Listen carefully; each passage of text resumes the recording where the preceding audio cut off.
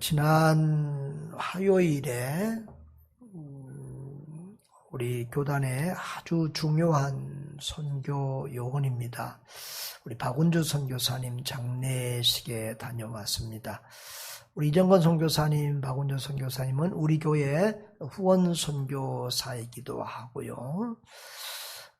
또 이렇게 우리 교단 선교부 본부장을 지내기도 하고, 본부장 끝난 후에는 지금 멤버 케어 위원장으로 섬기고 있습니다. 직원도 없이 두 분이서 선교사와 선교사 가족 1600명 정도를 섬기려고 그러니까 너무 무리가 되고 몸이 피곤했던 것 같습니다. 참 안타깝게 교통사고로 하늘의 부르심을 받았는데요. 많은 선교사님들이 이제 우리 세계 선교회 우리 KPM장으로 하니까 많은 선교사님들이 오고 또 선교 관계자들이 왔습니다. 저도 참 애통하는 마음으로 참석을 했는데 장례식을 하면서 참 어떤 장례식보다 큰 은혜를 받고 위로를 받고 돌아왔습니다. 조금 일찍 가셔서 아쉬움은 있지만 참 잘 살았고 열심히 살았고 그리고 영광스러운 죽음이었다는 생각을 했습니다. 사모님이 살아계실 때에도 늘 가족 친지들에게 나는 지금 죽어도 여한이 없어요. 예수님 믿고 항상 행복하게 잘 살았어요. 혹시 내가 무슨 일을 당할지라도 인위적으로 생명 연장시키지 마세요. 이런 말을 자주 하였고 돌아가시기 얼마 전에도 했다고 합니다. 그 예식에 참여해서 저는 그 설교하시는 목사님이 우리 같은 멤버케어 위원 회장 목사님이신데요. 또 우리가 이정원 선교사님 나가는 교회 우리 목사님, 우리 오병호 목사님 설교하셨는데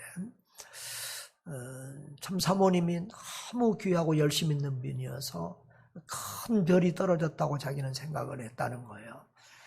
근데 묵상하고 기도하는 중에 하나님께서 큰 별이 떨어진 것이 아니라 하늘에서 영원히 빛나는 별이 되었다. 이렇게 말씀하셔서 큰 위로가 되었다. 이제는 별이 떨어진 것이 아니라 그대로 하늘에 영원한 별이 되었다. 그렇게 말씀하시는데 위로가 되었고요. 또 남편 이정건 선교사님이 나와서 인사를 하는데 인상 깊었던 것은 전에는 사람들이 다 이정건 선교사 아내 박운주 사모 이렇게 얘기했는데 지금은 박운주 사모 남편 이정건 선교사 이렇게 할 만큼 그렇게 열심히 헌신적으로 자기 사모가 살다 갔다고 말했습니다. 그 사모님은 우리 박 장로님 아버지 그 사모님의 아버지 장로님이 박 장로님 아버지 장로님의 전도를 받아서 교회를 다녔대요.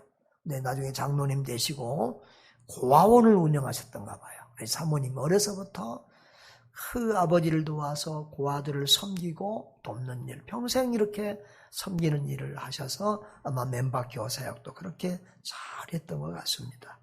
아무튼 그 장례식에 참여하면서 제가 길게 사는 것도 좋지만 어떻게 살다 갔는 거가 더 중요하다 이런 생각을 한 번 더 했습니다.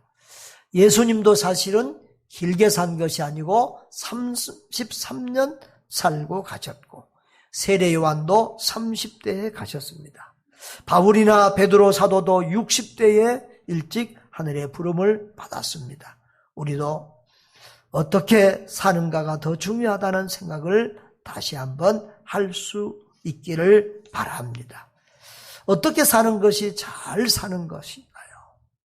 예수를 우리 그리스도인들에게는 예수를 따르는 삶이 잘 사는 삶이 되겠죠. 그런데 그 예수를 따르는 삶은 세상 사람들이 볼 때는 바보 같은 삶입니다. 오늘 설교 제목을 보시면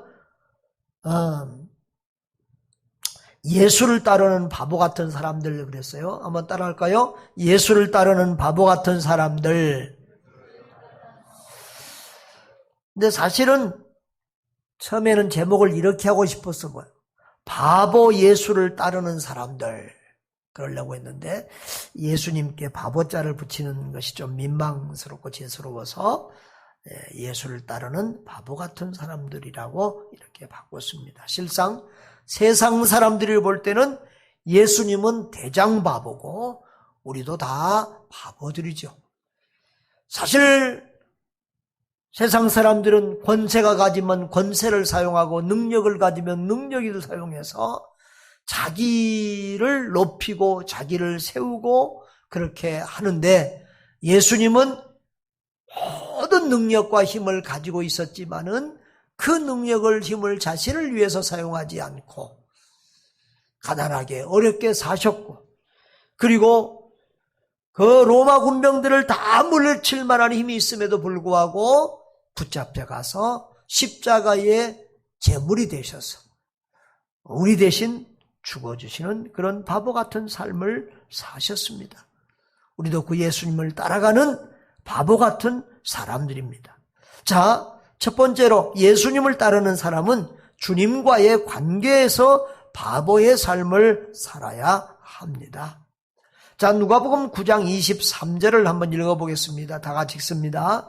또 무리에게 이르시되 아무든지 나를 따라오려거든 자기를 부인하고 날마다 제 십자가를 지고 나를 따를 것이니라 라고 했습니다. 이 말씀은 마태복음 16장 24절에도 나오고 마가복음 8장 34절에도 나옵니다. 그런데 마태복음에서는 이 말씀을 제자에게 하는 말씀으로 이렇게 기록이 되어 있는데 누가복음에서는 무리에게 이렇게 했습니다. 이것은 예수님을 따르는 모든 사람에게 해당이 되는 것이기 때문에 누가는 이 점을 강조해서 무리에게 이렇게 기록을 한 것입니다. 자, 여기서 따른다는 말이 두 번 있습니다. 나를 따라오려거든 이렇게 되고 그 다음에 나중에는 제 십자가를 지고 나를 따를 것이니라 이렇게 되어 있습니다. 그런데 우리말 번역에는 두 개 다 따른다 이렇게 되어 있지만 헬라어 언어 성경은 다릅니다. 따른다, 이 앞에 따라오려거든이라고 할 때는 에르코마이라는 말을 써서 그냥 오다 컴 이런 뜻이에요. 일반 컴. 별다른 의미 없이 누군가의 뒤를 따라간다 그런 말이에요. 그런데 뒤에 따를 것이니라 이 말은 달라요. 옛날 이전의 개역 성경은 쫓을 것이니라 이렇게 나를 쫓을 것이니라 이렇게 말씀했어요. 이것은 누군가에게 소속이 되어서 확고부동하게 그를 따르는 의미를 가지고 있어요. 죽어야 하는 경우가 있을지라도 전적으로 따른다고 하는 의미를 품고 있어요. 그래서 이 신약 성경에서 아콜로데오라는 따른다는 이 말은 아주 대부분 이 제자들과 관계되는 문맥에서 많이 사용되고 있습니다. 자, 그런데요, 여기 따른다, 아클로데오라는 말은 통상적으로 뒤따른다, 함께 간다, 본받는다, 제자가 된다는 그런 의미가 있습니다. 예수님을 따라가는 사람은 예수님을 본받게 되는 줄 믿습니다. 예수님을 따라가면 예수님의 제자가 되는 줄 믿습니다. 예수님을 본받는 사람, 예수 그리스도의 제자들 되기를 바랍니다. 자, 그런데 예수님을 따르고 예수님의 제자가 되는 데 있어서 오늘 세 가지에 대해서 말씀을 하는데요. 먼저는 자기를 부인하고 주님을 따르라는 거예요. 여기 부인하라, 포기하라, 거절하라는 말, 이 부인하라는 말은 포기하라, 거절하라는 말인데요. 왜 자기를 포기하고 자기를 부인해야 될까? 우리가 인류가 아담과 하와가 죄를 지은 다음부터는 인류가 죄에 빠져서 태어날 때부터 죄인으로 태어나고 죄의 뿌리에 견고하게 붙잡혀 있습니다. 그래서 단호한 결단으로 이런 죄의 본능을 잘라내고 또 포기하고 거절하지 않으면 우리는 그리스도의 제자의 삶을 살 수 없습니다. 그래서 예수님은 자기를 부인해야 주님을 따르는 참 제자가 될 수 있다고 말씀하신 것입니다. 또 그리고 자기 십자가를 지고 주님을 따르라고 말합니다. 이 1세기 당시에, 예수님 당시에 이 십자가 사형 제도는 특이하게 이 사형을 당하는 사형수가 자기가 매달릴 십자가를 메고 형장으로 가야 됐습니다. 그런 것처럼 예수님을 따르는 제자들은 사형 선고를 받은 것처럼 자기의 본성과 죄성에 사형 선고를 내리고 죽음을 각오하고서까지 주님을 따라야 된다는 것입니다. 그래서 여기서 십자가는 고난과 희생을 상징하는 것입니다. 예수님을 따르는 제자는 고난과 희생을 각오하고 주님을 따라야 된다는 말씀입니다. 그런데 이것을 날마다 그랬어요. 날마다 자기를 부인하고 날마다 제 십자가를 지고 나를 따를 것이니라.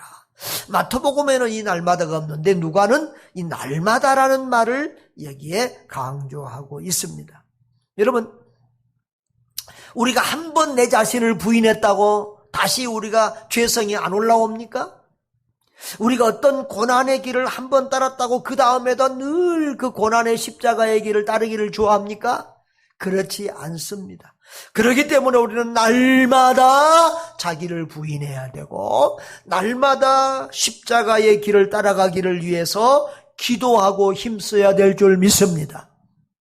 그래서 위대한 사도 바울은 나는 날마다 죽노라 그렇게 고백을 했죠.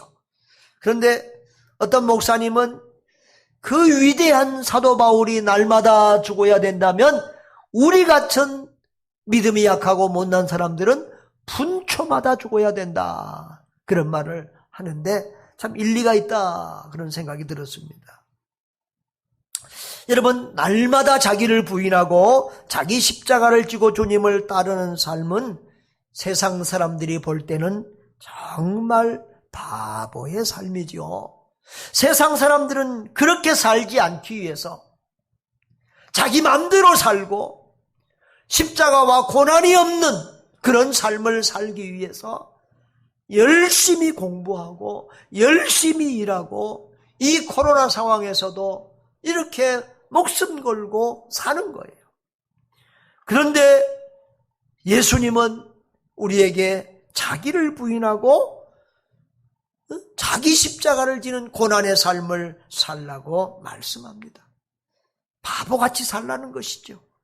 예수님처럼 바보처럼 살라는 거예요. 그런데 더 기가 막힌 말씀이 있습니다.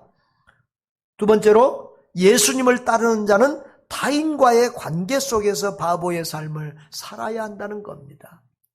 아까 누가복음 9장 23절에는 주님과의 관계 속에서의 제자의 자세라고 하면 이 두 번째 말씀은 다른 사람과의 관계 속에서 성도가 취해야 될 자세를 말합니다. 자, 42절에 보면은 예수께서 불러다가 이르시되 이방인의 집권자들이 그들을 임으로 주관하고 그 고관들이 그들에게 권세를 부르는 줄을 너희가 알거니와 그랬어요. 이방인은 불신자들, 세상 사람들을 말합니다. 그 집권자들은 권세를 부린다는 거예요. 권세를. 그런데 그 다음에 43절에 보면 너희 중에는 그렇지 않을지니 그랬어요. 그들은 그렇지만 그러나 너희는 그래서는 안 된다는 거예요.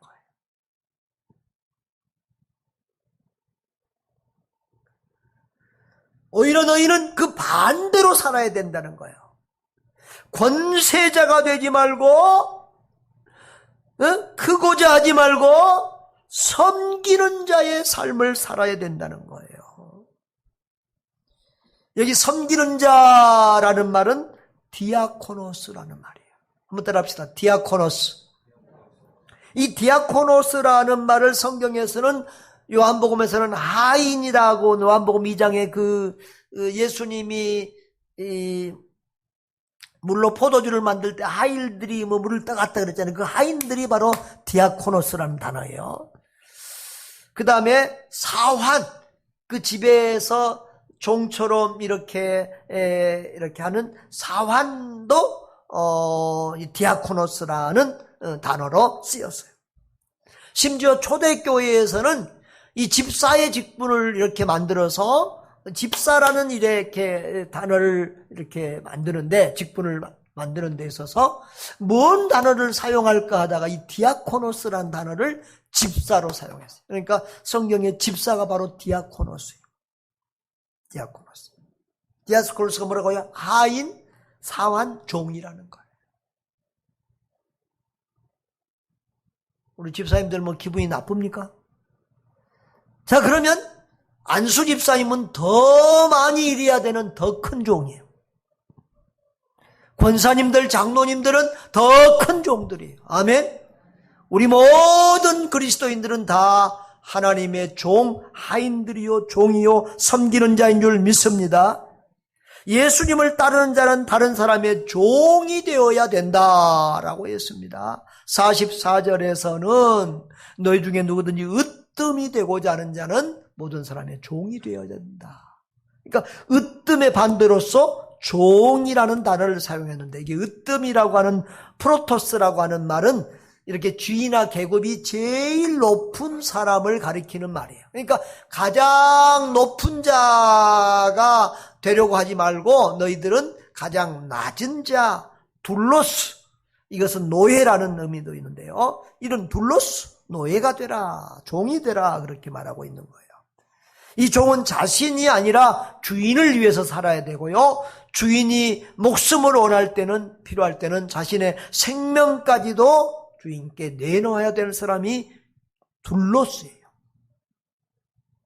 여러분, 기독교는 사랑의 종교입니다. 겸손과 섬김의 종교입니다. 그것이 하나님 나라의 모습입니다. 그런 하나님 나라에서 최고 가는 사람은 어떤 사람이냐? 섬기는 자요, 종으로 사는 사람이라는 것입니다. 또한 예수님은 자신을 따르는 자를 남을 위해서 희생하는 삶을 살아야 될 것을 말씀합니다. 45절을 한번 같이 읽어보겠습니다. 인자가 온 것은 섬김을 받으려 함이 아니라 도리어 섬기려 하고 자기 목숨을 많은 사람의 대속물로 주려 함이니라 라고 했습니다. 이 인자는 예수님이 자신을 가리키는 거예요. 예수님이 이 세상에 온 것은 섬김을 받으려 아니하고 섬기려 하고 많은 자기 목숨을 많은 사람의 대속물로 주려고 왔다 그랬습니다. 근데 여기서 이 말씀을 하는 것은 자기가 이 땅에 온 목적을 알리려고 하는 것이 첫째 의미가 아니고, 자기를 모델로서 지금 제자들 앞에 제시하는 겁니다. 너희의 스승이요, 너희의 본이 될, 너희가 본받아야 될 나는 하나님의 아들이요, 하나님 나라에서 왔지만 섬김 받으려고 온 것이 아니라 섬기려고 왔고, 목숨까지도 많은 사람의 대속물로 내놓으려고 왔다는 것입니다. 이게 대속물이라는 말은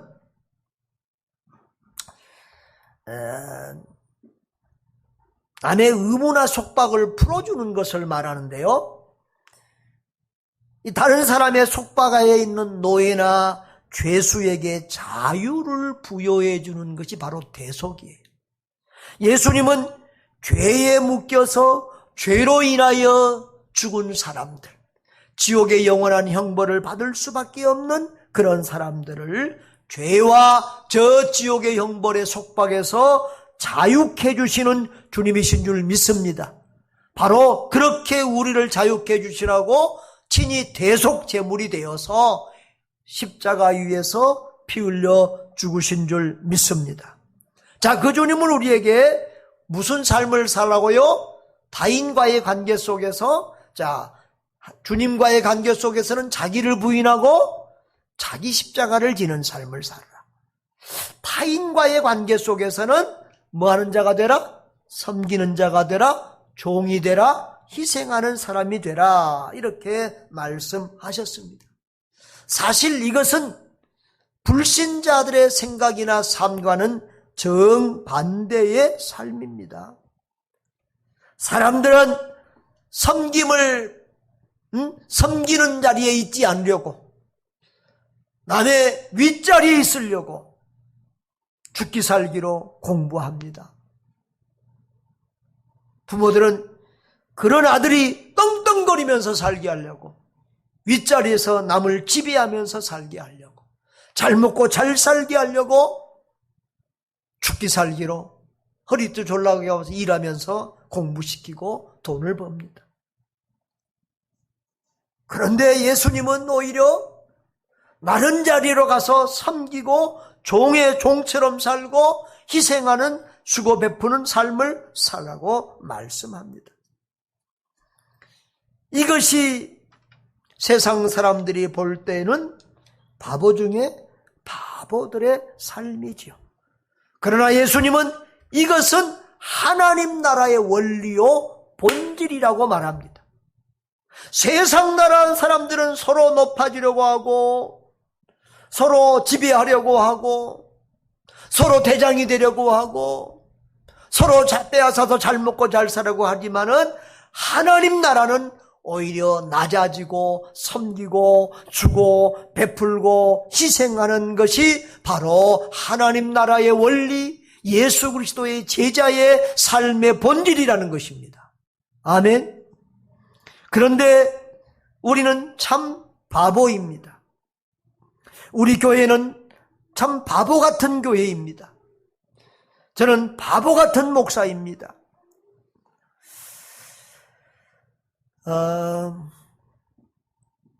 구제하고 베풀고 늘 퍼주는 교회는 세상 사람들이 볼 때는 바보 같은 교회죠. 그래도 이렇게 가만히 보면 이렇게 주변에다가 구제하고 또 동네 학교에다 장학금도 많이 내놓고 이러면은 주변에 교회가 좋은 소문이 나가지고 좀 교회 부흥에 많이 도움이 될 것 같아요. 이번에도 지금 추석 명절이 다가오니까 바로 동사무소 우리 앞에 있잖아요. 노약자들 어르신들에게 좀 송편을 대접하고 싶은데 선교중앙교회에서 좀 도움을 줄 수 있다 했는데 우리 기꺼이 하겠다고 그래서 100만 원을 이렇게 드렸는데요. 여러분 이렇게 구제하고 이러면은 아주 주변에서 좋은 소문 나오고 칭찬하고 그럽니다. 그런데 선교한다 그러면 불신자들에게 감동이 있어요?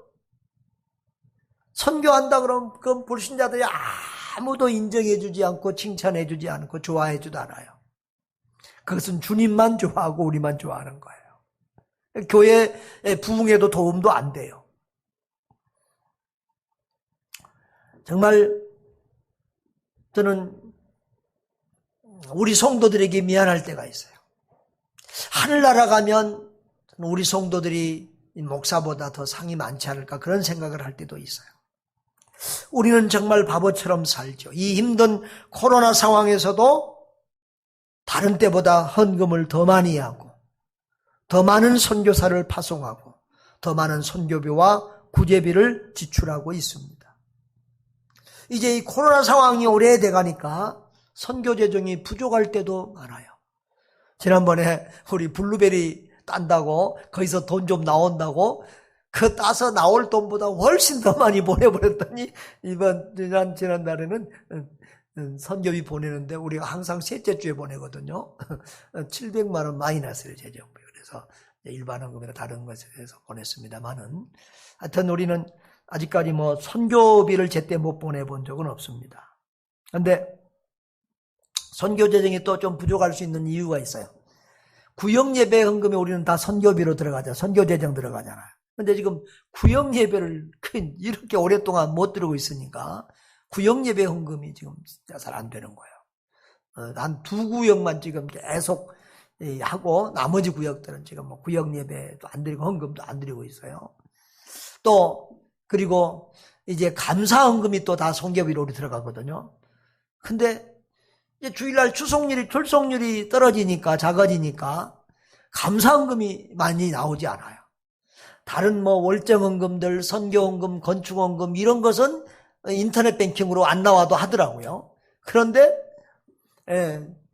이 감사헌금은 교회에 나와야들만 하더라고. 인터넷 뱅킹으로 감사헌금 한 사람은 별로 없어. 그러다 보니까 선교비가 좀 이렇게 좀 부족할 때들이 있습니다. 여러분, 우리는 정말 바보처럼 살아갑니다. 어떤 성도들은 그렇게 말할지도 모릅니다. 목사님, 왜 우리는 이렇게 바보처럼 살아야 합니까?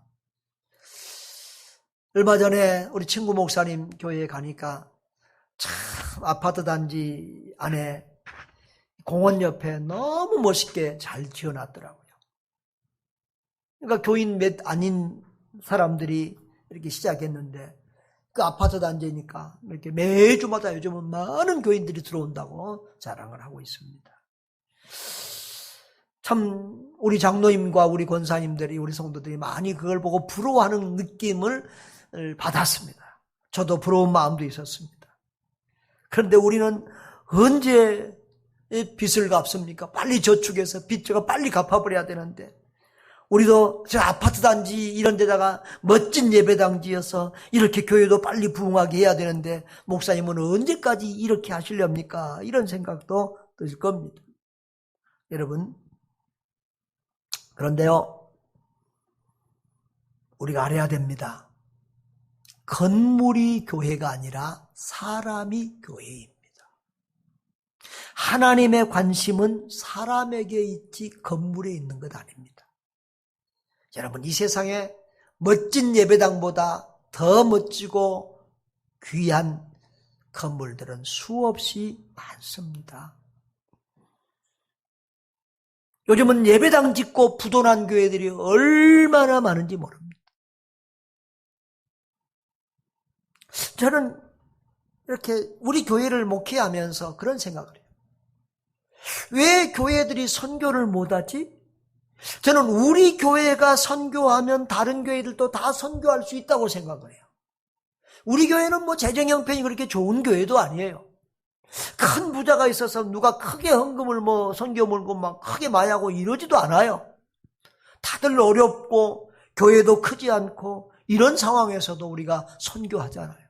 그렇다고 하면 다른 교회들도 다 선교할 수 있는데 우리가 할 수 있으면 다 할 수 있을 것 같은데 왜 안 할까? 왜 못 할까? 여러 가지 이유가 있지만 가장 큰 중요한 이유는 건물 때문이라고 봐요. 얼마 전에 어떤 여자 선교사님이 당돌하게 나한테 그렇게 물어봐요.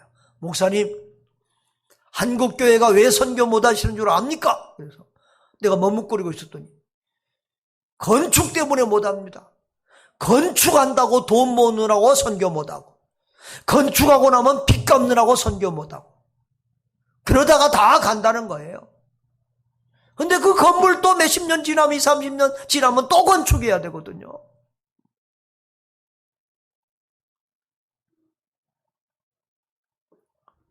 물론 우리도 언젠가는 건축도 하고 뭐 해야 될 겁니다. 그러나 선교를 비를 줄이면서 선교를 못하면서 이렇게 건축을 해서는 안 될 것입니다. 언제든지 선교는 하고 더 늘려가면서 감당할 수 있을 때 우리가 건축도 하고 또 다른 일들도 해야 될 줄 믿습니다.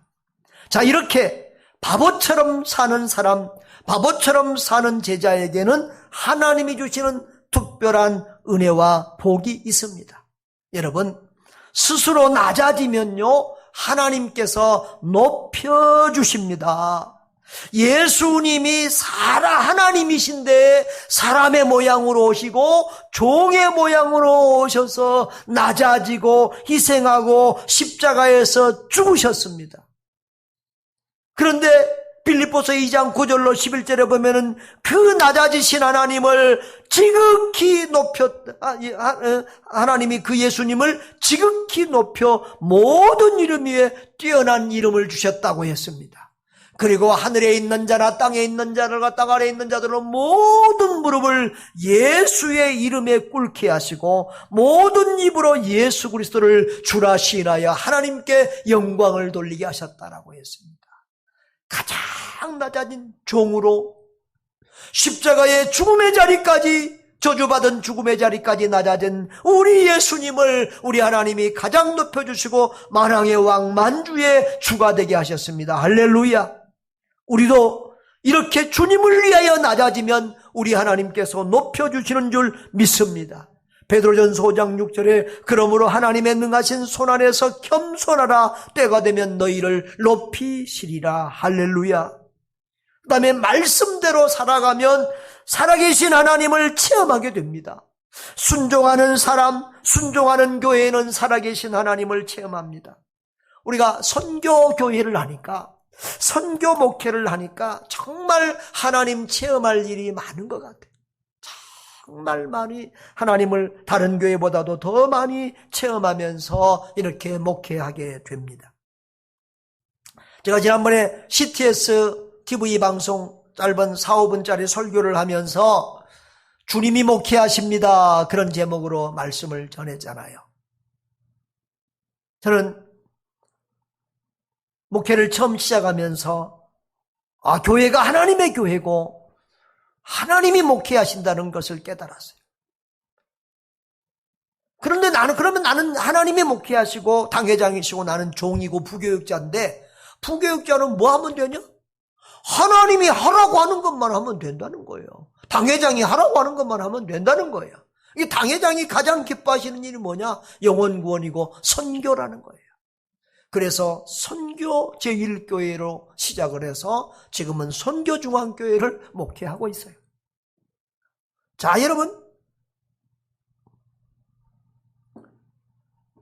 그런데 제 마음속에는 목회하면서 늘 어떤 일이 있어도 선교비는 줄이지 않는다. 그런 제 결심과 결단이 있어요. 그런데 우리 교회가 몇 번의 위기를 넘길 때마다 정말 큰 어려움을 겪을 때가 있었어요. 이곳에 처음에 이사 왔을 때는 지금은 우리가 이제 우리 교회 이자가 200만 원대예요. 300만 원이 안 돼요, 월. 그런데 우리 교회 처음 요리 이사 왔을 때는 이자가 1200만 원이었습니다, 월. 선교를 안 하면 그 이자 정도 우리 감당해요. 그런데 선교를 안 한다는 것은 제 머릿속에서는 아예 생각 자체가 없는 거예요. 그래서 1억을 교회 담보할 때 1억을 더 돈을 여윳돈을 빼놨어요. 그런데 그 1억 야금야금 거의 다 떨어져 가요. 그때는 정말 제가 애가 탔습니다. 그래서 10일 동안 금식했잖아요. 그랬더니 전혀 팔릴 수 없었던 그 땅이 팔리면서 우리 저쪽에 선흥에 사놨던 땅이 팔리면서 또 위기를 넘기고 문제를 해결하고 하여튼 그때마다 이 몇 번의 고비들이 있었지만 정말 살아계신 하나님을 체험하면서 지금까지 우리가 선교해오고 있습니다. 할렐루야. 작년에 코로나 상황에서 더 교회들마다 헌금이 20, 30%가 줄었다는데 우리는 그만큼 늘어났어요. 할렐루야. 여러분, 말씀대로 살면 살아계신 하나님을 체험하며 누리게 되는 줄 믿습니다. 그리고 남을 살리는 중에요, 내가 살아요. 저는 잊을 수 없는 한 감동적인 스토리가 있는데요. 이것이 늘 내 인생에서 나의 삶을 주관하고 또 도전을 주고 그렇게 하는데요. 그 인도에서 실제로 있었던 일입니다. 선다승이라고 하는 위대한 성자라고도 불리는 그리스도인이 있는데 그는 인도의 부유한 시크교도 집안에서 태어나서 아주 잘 사는 아주 거부 부잣집 아들로 태어났습니다.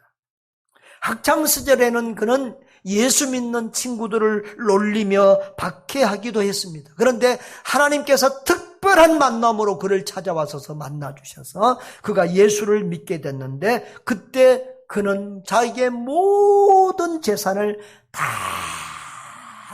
팔아서 가난하고 병든 자들에게 나눠주고 호롤단신, 담요 2장하고 성경책 하나를 가지고 온 인도 땅, 온 세계를 다니면서 복음을 전하면서 선교했습니다. 그래서 많은 사람들을 구원했습니다. 그런데 이분의 일 중에 하나가 어떤 일이 있느냐 그러면 일화 중에 하나가 이런 얘기가 있습니다. 몹시 추운 눈 오는 겨울이었습니다. 이 저녁 무렵에 맨발로 이 썬다싱이라는 이 크리스찬과 동료 한 사람이 눈보라 몰아치는 산길을 걸어가고 있었습니다. 그때 그 벼랑길 언덕 아래서 누군가가 신음소리를 내고 죽어가고 있었습니다. 그때 이 썬다싱은 가서 구해주자. 그리고 친구는 아니다. 지금 저녁이다 내가는데 이 추운데 눈보라 치는데 우리가 빨리 안 가면 우리도 얼어 죽는다. 저 사람은 저기서 죽을 운명 가지고 태어난 사람이니까 우리가 가서 도와준다고 되는 거 아니다. 빨리 우리라도 살게 가자. 그러고 옥신각 쓰다가 그 친구는 그냥 먼저 혼자 가고 썬다싱은 내려가서 그 정말 신음하고 피 흘리고 누워있는 사람을 어깨에 들쳐맸고 눈길을 걷기 시작했습니다. 얼마쯤 가니까 너무 지치고 힘드니까 막 땀이 범벅이 되고 그런 상태인데 이제 멀리 마을 불빛이 보이기 시작합니다. 야, 이제 살았구나 그러고 이제 안도감을 가지고 걸어가는데 뭐가 큰 돌이 발에 부딪혀서 그냥 그 사람 어분처럼 넘어지고 말았어요. 그런데 눈을 털고 일어나서 보니까 이게 돌이 아니라 사람이 웅크러져 있는 거예요. 보니까 누군가 했더니 바로 앞서가던 자기 친구였어요. 그 친구는 혼자 살겠다고 갔는데 눈보라 속에서 너무 추워서 얼어 죽은 거예요. 그런데 썬다싱은 그 사람을 얻고 가니까 서로의 체온으로 따뜻해지고 힘쓰고 애쓰다 보니까 기진하고 땀이 나서 땀범벅이 되고 그래서 둘 다 살게 되었던 것입니다. 할렐루야. 그렇습니다. 나도 죽을 만큼 힘들지만 남을 살고자 힘쓰고 애쓰면 그 사람도 살리고 나도 살게 되는 것입니다.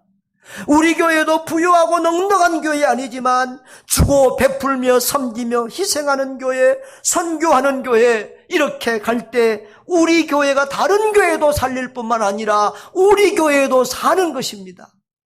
다른 영혼들도 살리고 우리도 사는 거예요. 선교하는 교회는 절대 죽지 않습니다. 절대 망하지 않습니다. 할렐루야. 오히려 하나님이 기뻐하셔서 더 은혜 베풀어 주시고 더 복을 주시고 더 건강한 교회로 잘 되어질 줄 믿습니다. 여러분, 돈 많은 교회들, 교회가 돈이 많이 남아있는 교회들 보면요 꼭 싸움하더라고. 시끄럽더라고. 우리는 돈이 없어서 싸울 일이 없어요. 할렐루야. 따라합시다. 남을 살리는 중에 내가 산다. 다른 교회를 살리는 중에 우리 교회가 산다. 그렇습니다. 제 박사학위 논문의 결론이 뭐라고 그랬죠? 건강한 교회는 선교한다. 또 반대로 선교하는 교회는 건강해진다. 아멘. 그렇게 되는 줄 믿습니다. 여러분, 자기를 부인하고 십자가를 지는 삶, 섬기며 종이 되고 희생하는 삶, 그것을요 억지로 하려면은요 힘들어요. 선교하고 구제하고 베풀고 나눠주는 것도요 억지로 하려면 힘들어요. 그런데 그게 체질화되고 습관화되면 하나도 어렵지 않아요. 저는 선교가 가끔 어려울 때도 있지만 어려운 것보다는 행복할 때가 훨씬 많아요. 그냥 저절로 되어지는 것 같은 느낌이 들어요. 큰 노력을 안 해도 저절로 선교가 되어져. 왜냐하면 그것이 체질화되고 습관이 되었기 때문에 그래요.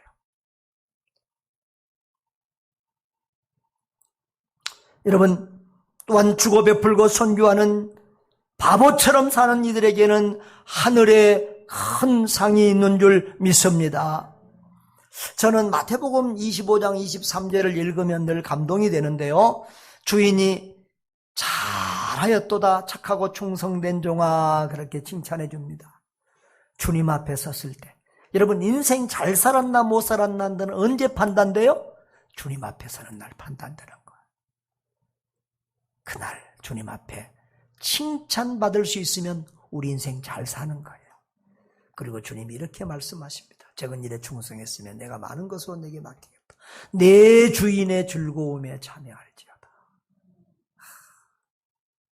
주인이 누리는 수준의 그런 복을 누리고 산다는 거예요. 우리가 천국에 가면 우리 주님이 누리는 그런 영광과 축복을 우리도 함께 누리며 산다는 거예요.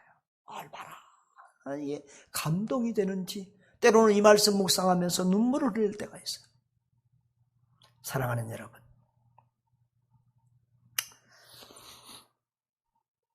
우리가 이 말씀들을 우리 삶의 지침처럼 살고 그렇게 살아갈 수 있기를 바랍니다. 저는 이 말씀을 우리 교회에서도 가끔 전했고, 얼마 전에 CTS 방송국 경건의 설교에서도 이 말씀을 전한 적이 있고, 또 지난주에 헤브론 교회 임직식을 하면서도 이 말씀을 전했어요. 그러면서 또 다른 또 깨달음, 근데 그 설교를 이거 할 때마다 수십 번 했는데 할 때마다 설교 내용은 다 다르더라고요. 하나님이 다 다르게 또 말씀을 주세요. 근데 요즘에 제가 이 말씀을 더 많이 묵상하게 된 것은 KPM 제가 이사가 또 이사 공천을 받았잖아요. 그러다 보니까 이 말씀을 좀 더 깊게 생각하게 됐어요. 여러분들이 아시다시피 제가 부노회장을 2번 했어요. 부노회장은 가만히 있으면 그냥 노회장 되는 거예요. 이건 투표 거의 그냥 혼자 나와서 그냥 혼자 되는 거예요. 그런데 제가 기를 쓰고 노회장 안 한다고 그렇게 노회장을 안 맡았어요. 저는 사실 언제부턴가 이렇게 막 정치하고 이런 막 밖에 활동하는 게 싫어요. 그냥 교회에 있고 우리 선교사님들과 시간 보내고 이런 게 좋아요. 또 어려운 선교사님 돕고 맨밥 케어하는 이것이 제 체질에 딱 맞아요. 그런데 제가 한 가지 자리에 마음이 있다고 하면 그건 우리 KPM 총회선교부 이사 자리였어요. 우리 제 선교의 멘토 같은 존경하는 목사님, 우리 이동희 목사님, 우리 교회 붕괴도 몇 번 오셨잖아요. 제가 그분 오셨을 때 물어봤어요. 목사님 노회장 하셨어요? 안 했을 것 같은데 내가 물어봤어요. 그랬더니 안 했습니다. 총회장은 하셨어요. 그분 노회장, 총회장 다 할 만한 분이잖아요. 안 했습니다. 그런데 그분이 놓치지 않고 꼭 붙들고 있는 거 하나가 있어요. 뭔지 아세요? 바울 선교의 이사장 자리. 수십 년 하고 있어요. 아직도 하고 계시더라고. 좀 심하다 싶을 정도로. 우리 교단에서도 우리 교단의 선교를 발전시키고 영향력을 끼치려면 이사의 자리에 가는 것이 필요하다, 이런 생각이 들었습니다. 선교를 알고 선교사의 아픔과 어려움을 알고 이사들이 일을 해야 되는데 아마 그렇지 못한 분들이 좀 있는가 봐요. 그래서 선교본부에서 자꾸 우리 선교사님들이 선교 경험 있는 목사님이 이사로 좀 들어가서 도와주세요, 이런 부탁을 여러 번 했습니다.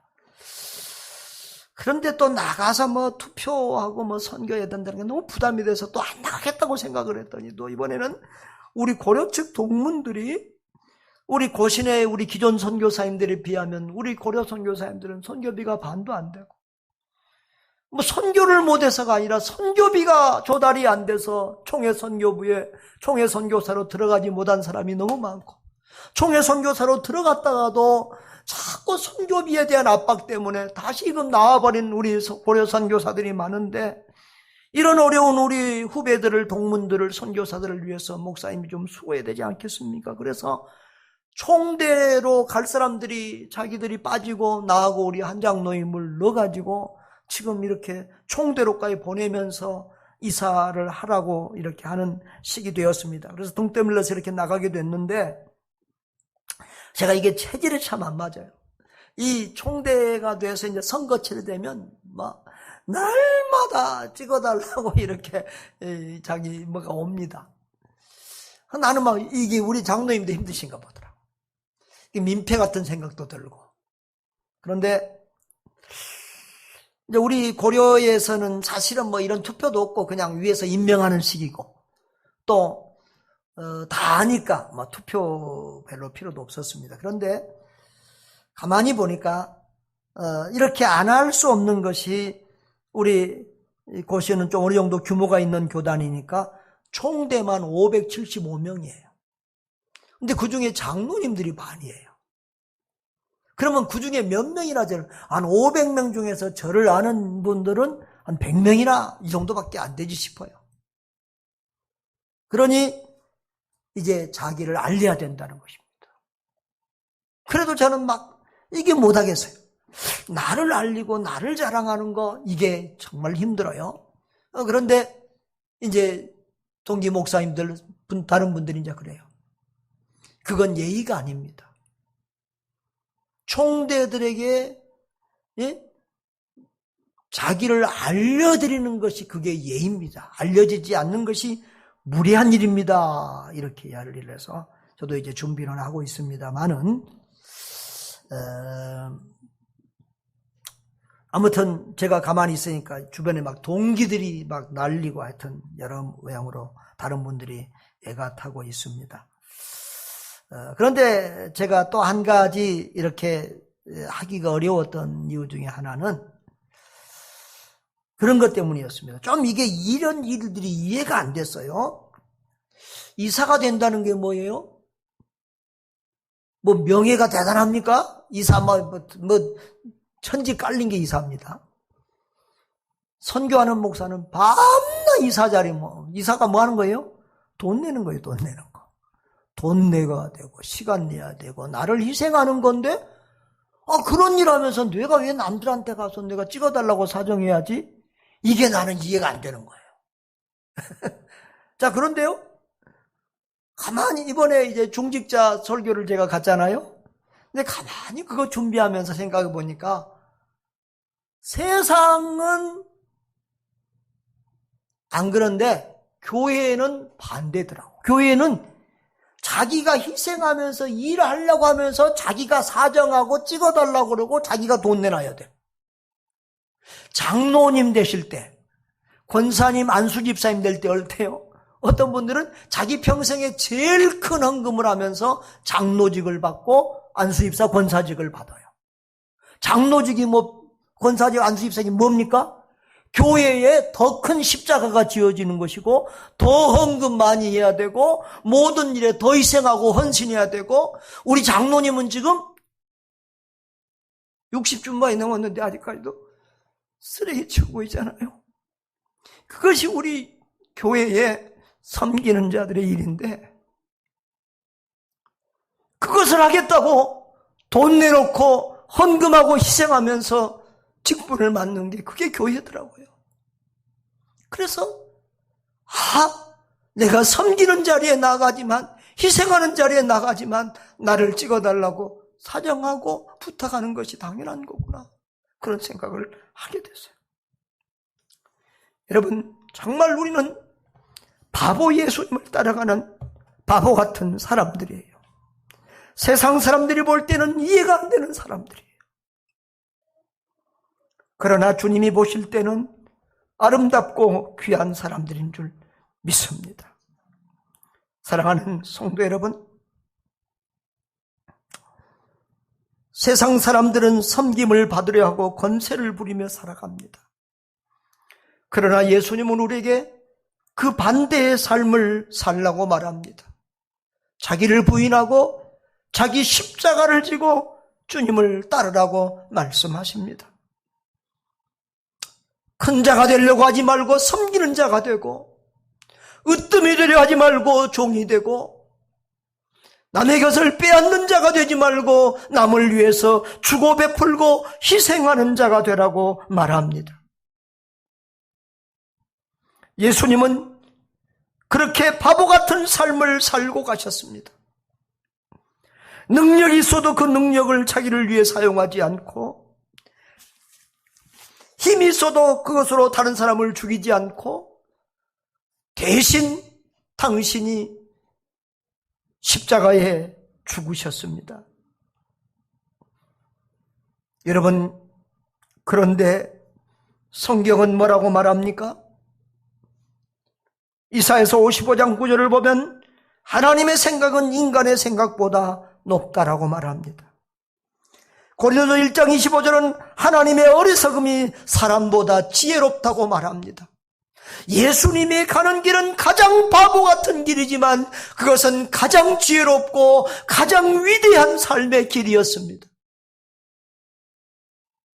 그 예수님은 그렇게 바보처럼 갔지만 지금 온 인류는 가장 많은 사람들이, 예수 믿는 사람들이 가장 많습니다. 여러분, 우리도 주님이 걸어가신 그 길을 걸어갈 수 있기를 바랍니다. 대장 바보 예수님을 닮은 작은 바보들이 되기를 바랍니다. 그 예수님 바보처럼 사는 사람이 이 세상을 가장 지혜롭게 산 사람이요, 인생을 가장 잘 사는 사람들입니다. 그들은 이 세상에서도 복을 받고 하늘의 별처럼 영원처럼 빛나는 사람들이 될 것입니다. 저와 여러분에게 그런 은혜와 그런 복이 있기를 주의 이름으로 축복합니다. 통성으로 기도하겠습니다. 살아계신 아버지 하나님, 감사합니다. 세상 사람들은 다 똑똑하게 살라고 합니다. 잘난 사람으로 살라고 합니다. 군림하며 새도 부르며 떵떵거리며 살라고 합니다. 잘 먹고 잘 입고 잘 살라고 합니다. 그런데 주님은 우리에게 자기를 부인하고 자기 십자가를 지고 주님을 따르라고 하십니다. 섬기는 자가 되라고 하십니다. 종이 되라고 하십니다. 희생하는 자가 되라고 하십니다.